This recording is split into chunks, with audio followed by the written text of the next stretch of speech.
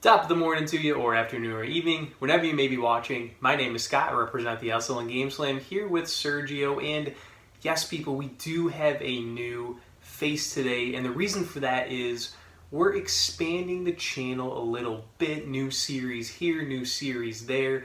And there's just a lot of production type things going on that there's a little too much for just our two pairs of hands to handle. So we have hired an intern, his name is Mike, just to help out a little bit, get to know our trade, our business, watch the professionals do what we do, and potentially we may present Mike with a full-time opportunity if he does a good job. So I would not expect you to hear from him today. He's more doing a required shadowing from his university curriculum. But we are excited just to have another set of ideas and potential innovations. So we're glad to have him on board. And let's take a look at what we're playing today. So today, for the second edition of Friday Night Rentals, I am fired up because we will be placing in the console there. I am looking at, yes, a PlayStation 2 for Kingdom Hearts. And this is a game that, wow, going to be an interesting perspective because I have little to no perspective going into the game. I did not have a PlayStation 2 growing up. I only played the console at friends' houses because at least from the video store I had, you couldn't rent consoles. I know some people have had that ability, but because of that, I never rented this game, and because it is not like a multiplayer, like 4-player racing game or anything of the sense, this was not a game that I even tried out at a friend's house. So I've played 0 minutes of this game.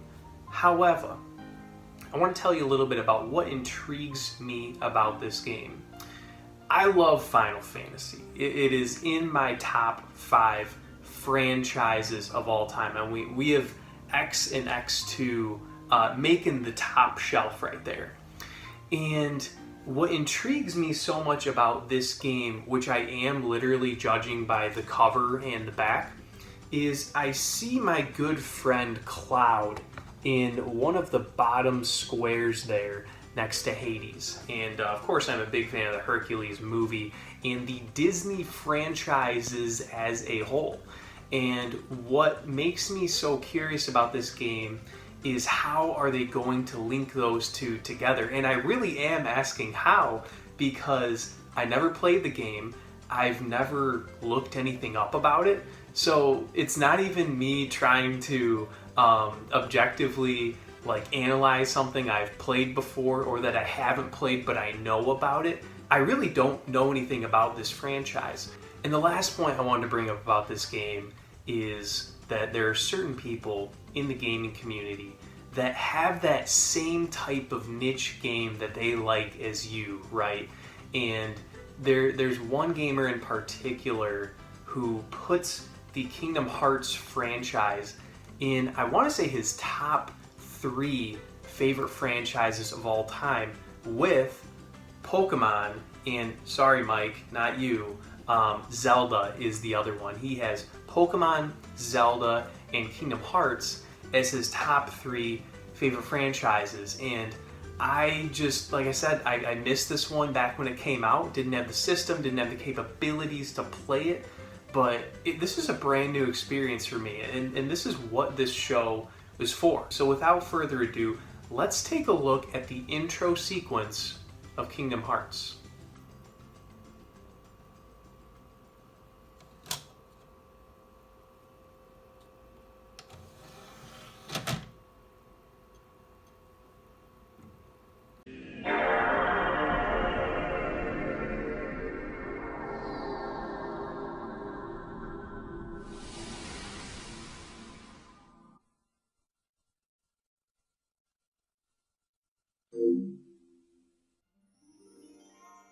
Alright people, strap on your seat belts. Thinking of you wherever you are. We pray for our sorrows to end and hope that our hearts will blend Now I will step forward to realize this wish.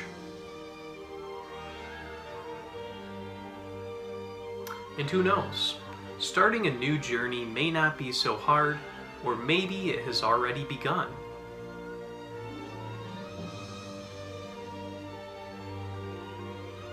There are many worlds, but they share the same sky. One sky, one destiny.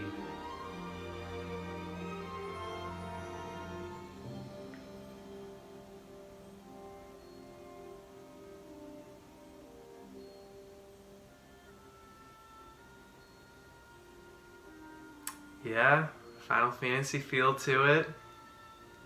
But the music makes me think Disney. It makes me think, let's wish upon some stars, you know what I'm saying?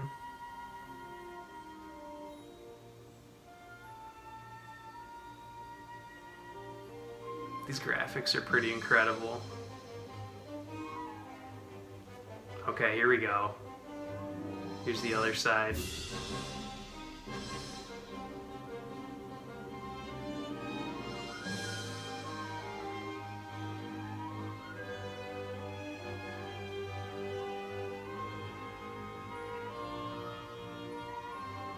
Whoa.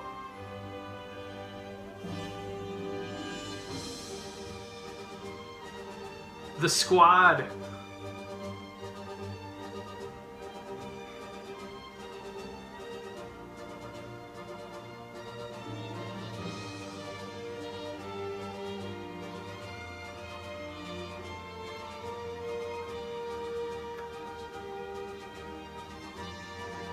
Oh.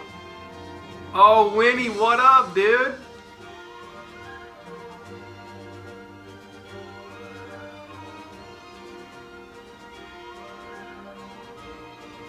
This game better not have Ursula.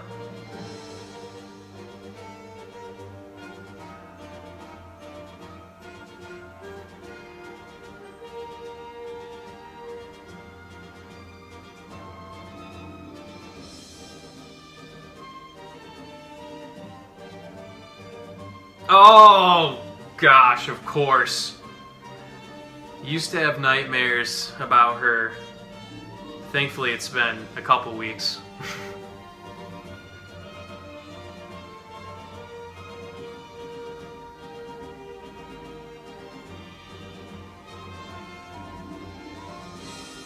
These are some pristine graphics for 2002.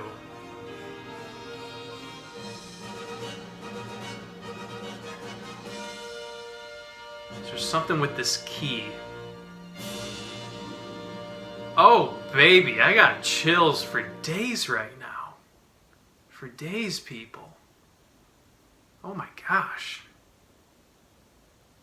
Well, I can't say exactly how the experience is going to go, but I will tell you the hype factor is about as high as it could be. So, just the shroud of mystery of the linking between these two worlds, it's making me want to just dive in. And that's exactly what I want out of an intro, is just give me that itch that I need to scratch by playing the game. And that orchestra music, that intro, the graphics, the Disney character nostalgia. It sounds like I'm giving a review already and we've watched a 3-minute intro. So without further ado, Sergio and I, once Mike gets back from this coffee run, we're going to dive into the game, and we will see you guys once we're done playing a couple hours. All right, party people, I am back from my 4 hours of Kingdom Hearts experience, and first to address, the beard is gone. I am clean. I have showered this morning, and I have a very special guest here. He is a Kingdom Hearts master. He is the PhD in PS2. And that, of course, is Adam. So we'd like to thank you for joining the program today. Thank you. It's a pleasure. We're glad to have you. My usual co-host is a little on the quiet side. So like I said, put about 4 hours into this game, and from the trailer was pretty excited. And we were just talking about the graphics for that time, and I want to just spend a minute or two talking about the story a little bit from my perspective from just the beginning of the game. So it's a merger between Final Fantasy and Disney, which was so cool. Yes. I can't think of another game that took such drastically different avenues and joined them together. And in those early 2000s, Disney had such an established character base. They had a lot of stories and worlds they could envelop. Where Square Enix at that time is already doing the big jumps into the different platforms and game styles. Yeah, it was a couple powerhouses coming together for sure. And it was one of those things where until you experience it, it's like, how is this gonna work? And I think they did an amazing job. And so from the beginning story, in just the part I experienced, you start out as Sora. I don't know if he's the main character in all the games, but he is in this one. And he is basically dreaming, and it's kind of a nightmare where there is this darkness coming about the world. And the big phrase they drop is that the door has been opened. That's what they say. And you'll see that Sora is wielding the Keyblade. That's like the main weapon in the game. And he has to stop the darkness with the Keyblade. And where the Disney side came in is King Mickey is trying to figure out how to stop the darkness as well. So Sora teams up with Goofy and Donald to go about that journey. And that's kind of, from the beginning, what I experienced. So because Goofy and Donald were also charged by the king to find the key. Yeah. And like I said, I haven't played far enough into the game to see where it goes, but I did begin to see some of the Disney villains who were working together to sort of keep this dark, or proceed with this darkness. So the reason I wanted to bring up the story, and I'm curious to get your perspective, is one of my favorite things about gaming is when you have a mystery, when you can't tell what's going to happen. It's not a very clear good versus evil. And what has kept me back and made me want to play more of this game is the fact that it's so shrouded in mystery and how the Final Fantasy and Disney aspects will proceed. So do you remember at all some of your early memories of this game? Well, I remember, playing it and playing as Sora. Sora is a very oblivious character. He's just along for the ride. That's why I resonated with him so well. Yeah, and he has no idea what this Keyblade is. He just wants his friends back, and he wants to go back to his island, but he's just along for the ride and making friends. And I think even in future games, Sora always seems to be in the player's shoes. He has the same level of mystery. When the player finds something out, Sora's finding out at the exact same time. The mystery is always there. He's always 3 steps behind, and that's what you feel like too. Unless you get some sort of cutscene that he doesn't see. Right. Which is like the villain thing. Oh yeah. Well, with that, I think we can jump right into the things I like and the things you like about the game. And beyond the mystery, the story itself, and really the feel of the game. You brought up the graphics for those early 2000s. 2002? 2002. Yeah. That's wild. 2002 this game came out. And what I thought when I played the first 15 minutes of this game, legitimate thought, was this is the kind of game that when I was a kid, I would have had dreams about. I really felt that in the opening sequence where you get to choose either the sword or the staff. I don't remember what the third... The shield. Yeah, I rejected the shield. Oh, man. We're all offense. I did do all offense is usually my choice as well. I took the sword, and then the staff was my option for what skill you could get or something.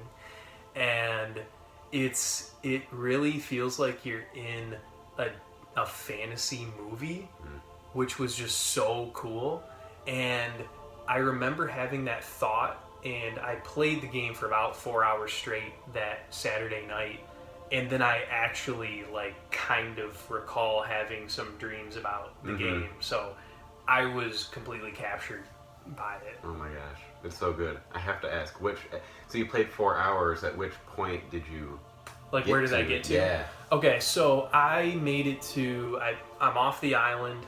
I meet up with Donald and Goofy in, what was that town called? I don't know. Traverse Town? Yeah, Traverse City. I kept calling it Traverse City. I guess I know. Yeah, I'm sure I never put that together. And I went from there to Alice in Wonderland's land, and that's where I left off. Like, I played a little bit of that portion. I wanted to play like a Disney-specific portion after starting out in the island, where some of my favorite characters from Final Fantasy X are on that island. And selfishly, I was wondering, can I play as Titus? I like Titus, and Sora seems kind of dumb. But that's where I got was the Alice. Unfortunately, Sora's dumb feature does not go away. It's okay. Maybe it's lessened in Kingdom Hearts 2, I would say. Man. But he becomes a little bit downwards in Kingdom Hearts 3 again, as in knowing absolutely nothing. It's a roller coaster. He's a good hero, but he doesn't know a whole lot of things. And I think that's the key is that he is a good hero. You know, that's another aspect I liked about the game is if you were getting frustrated with this hero's negligence, and if the game was difficult to control, then it would be not as nice of an experience. But I gotta say, this controller, it was phenomenal. And for this being one of the earlier games on the system, the way they did the camera view, where you can use R and L to move from left to right in your perspective, and also the obvious, you're using the joystick to move your character. It was very, very user-friendly. Yeah. And you don't always get that with games in these newer, at the time, Usually that's one of my biggest generations. problems with the 3D games, that you're running around as a character in a world, is not being able to easily move the camera around. Yeah. They do a good job in Kingdom Hearts with that. They did Actually, all a of great job. And also with the fighting sequences, one thing that I have struggled with, I'm a better thinking gamer. I'm usually more RPG type game based and puzzle game based, because in the action adventure games, I can be someone who it's like, yeah, I just can't beat this boss. Like, I just can't do it.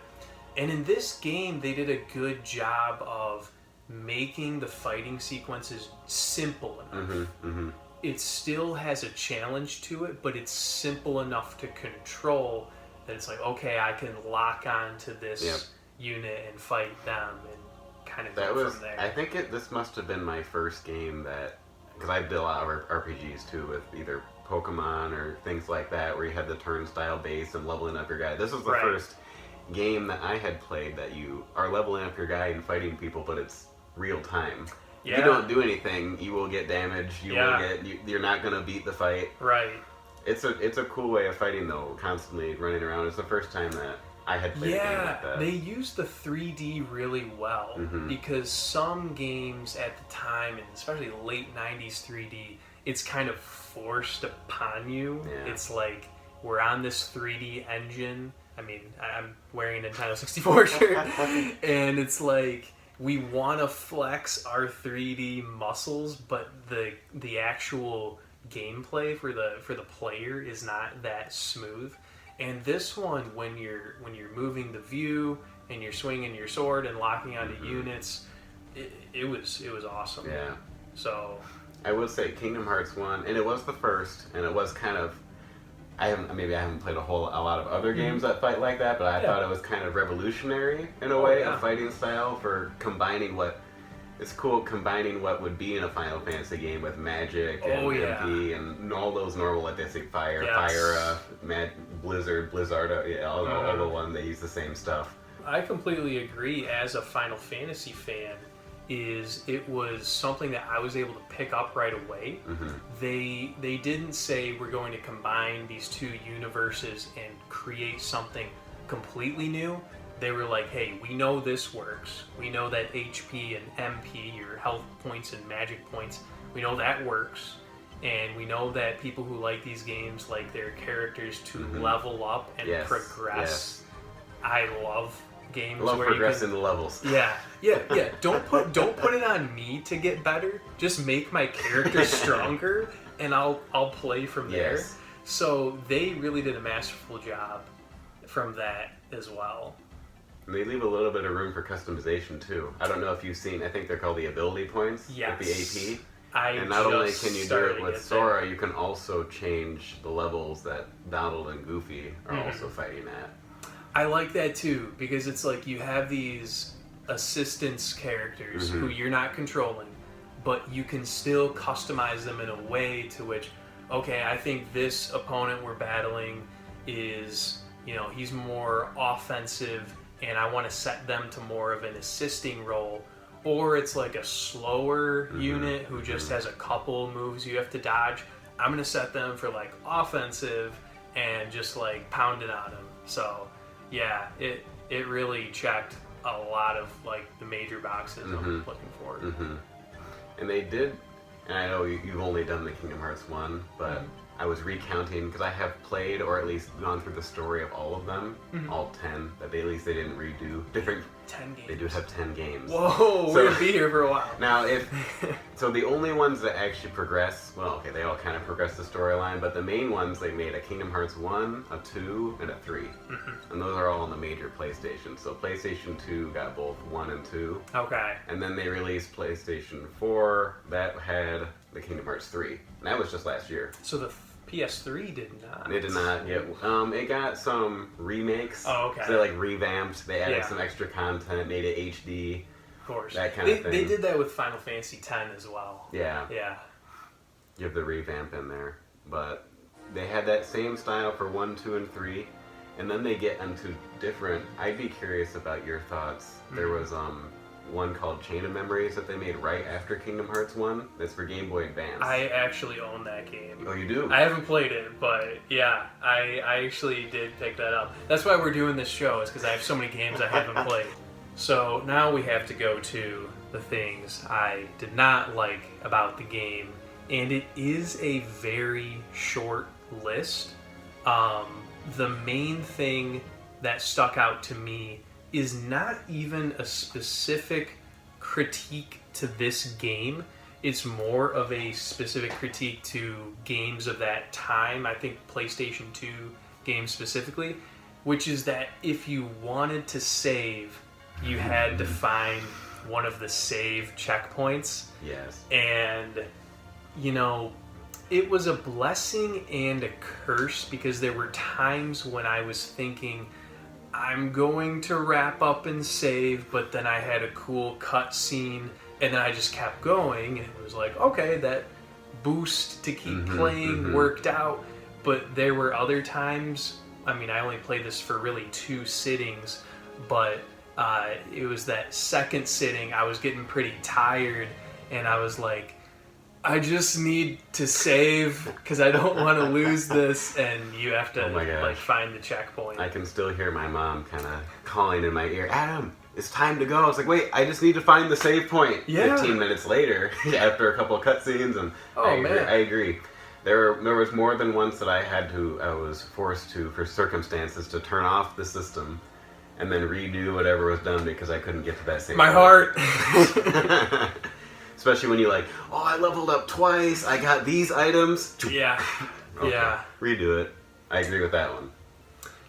Beyond that, there's nothing major. The only other point I really had was more of an indictment on myself than the game. So I feel bad even putting this as a disappointing part.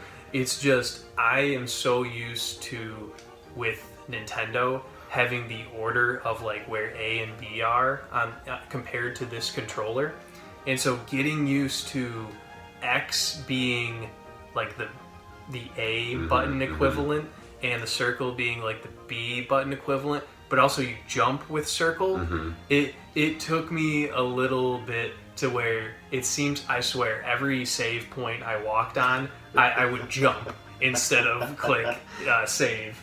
So it was more just an adjustment for myself and more of a frustration because of my lack of experience with the PS2. I've played it enough now that I don't have that problem, but I did have that exact same problem when I first played Kingdom Hearts because I also was a Nintendo. All I did was either 64 or GameCube or the Game Boy Advance's SP, so A and B's and all that, and oh yeah, same struggle. Right when I even the joysticks and the cameras I couldn't figure out. Double LRs and the 2 joysticks was very different for me versus like a GameCube controller or something. I was surprised I picked up as soon as I did, and it may have been, watch the previous episode if you haven't, because of how bad Mega Man 64's camera work was, but that seemed to be a lot smoother for me. And my very last point I want to make about things I did not like as much was one specific challenge, and I ended up beating it, but it took me like 8 tries. When you're on the island and you have to race with, I don't remember who it was. Riku? Yeah, you have to race Riku to flex in front of Kairi. And it's like, race, hit this checkpoint, and then come back. And there were so many times where he would finish like one step in front of me. And every time he beats you, he reminds you how many times he's beat you. He's like, all right, Sora, so that's 7-0 now. And you're like, 8th time's the charm. And I think it was around like the 8th time I finally figured out my path. I was like, I am jumping off the start. I'm not going on this bridge walk that's going to break. And then I'm climbing up the ladder, taking the zip line, hit it and come back. And I finally beat him. But I was having like some legit like gamer rage when I was like... Still one of the hardest things I've had to do in a game is beat Riku in a race. Yeah. I'm pretty sure the first time I played that game, I tried many times to beat him. I think there is a way where you just lose and then you just move on. I don't think you have to beat him. You don't have to. You're right. So you're in the part of the island saga where you're collecting the different things for the ship, and that had a couple frustrations of its own. But if you talk to Kairi, she gives you hints. And I was thankful for the hints. But yeah, you're right. It just became something where I was taking it personally. Yes. I was like, he's not telling Sora that I beat you 7 times. You're like, he's telling me that he's better than me, and a fun part of the game, but it was frustrating at the moment. So now the most important part of the Friday Night Rental is this game a buy, a try, or a why? And I think I have to point to something on the case right here. It says greatest hits, and I don't think they would just hand out a moniker of that to just any old game. Maybe a game that sold well and wasn't that good, but I'm curious. I guess I'll throw it to you first. Where would you rank this game? On like a 1 to 10 scale, or Just a buy, try, or why? Oh, I would buy. So you would recommend everyone needs this game. I would as well. I would recommend. It's not one that, you might try it and like it and want to play more. This is a game, this is a heavy enough hitter, not just looking at the series as a whole as something you might want to try. I've only played this one, and this game stands alone as being a very fun game. If you were to go back and play Kingdom Hearts 1, we would have to remember that the game was made in 2002. Right. So if you compare it to other games that have a similar fighting style now, you play Kingdom Hearts 2 and think this is pretty. Sometimes it can be pretty slow. That's true. Maybe the sword swings aren't as fast as you want, or the magic is kind of like very directly shot. But it's still a pretty good fighting style for that game. It is. It does fit very well with what it needs to. And the word you used earlier of revolutionary, I think is what rings true. Is I think it's the perfect mix of it's good enough to still stand tall today. It's a game that we think everyone needs to play, and also just thinking back, because I didn't play it in 2002, how much of a mind-blowing game this must have been. It really was a cool experience. And when you asked me to come and share thoughts about Kingdom Hearts today, I immediately looked over at my PlayStation 4 and saw because I have the remix kits. They have they came out with 1.5, 2.5, 2.8, and they basically combined. They had one disc, but they put Kingdom Hearts 1 and 1.5 and 2 all on one disc, so I could just replay them. I want to get them back out. Oh, for sure. Usually when it comes out, it's time for another Kingdom Hearts playthrough. You know, even though I didn't have a PS2 back in those days like you did, when I fired this up and I heard that just... I can't even emulate the sound. The air vents. Yeah. You just hear that menu music. It was awesome. So I enjoyed this game a ton. It is the strongest recommendation of a buy I could give, whether you're into RPGs or action games, Final Fantasy, grinders, anything Disney. The list goes on and on. I really can't see someone not enjoying this game. And if anyone would be intimidated as to the amount of time it takes to play this game, just know that I've only played 4 hours. That's not a huge commitment, even if you did an hour here, hour there.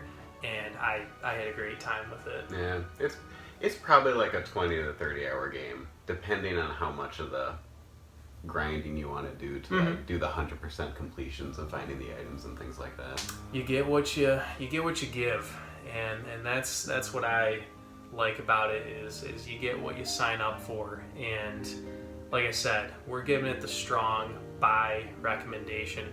Sergio is getting my earpiece. He also is agreeing with us, and with that, I'm not sure where I'm going to go from here, if I'm going to continue this game or try that GBA game, but I know that I am not done with the Kingdom Hearts universe yet.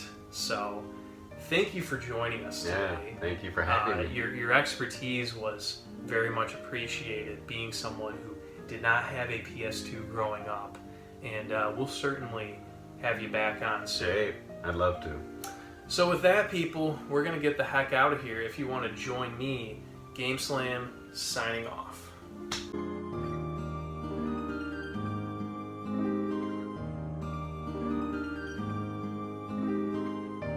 And you have to race Oh my gosh. with, I don't remember who it was. Riku? Yeah.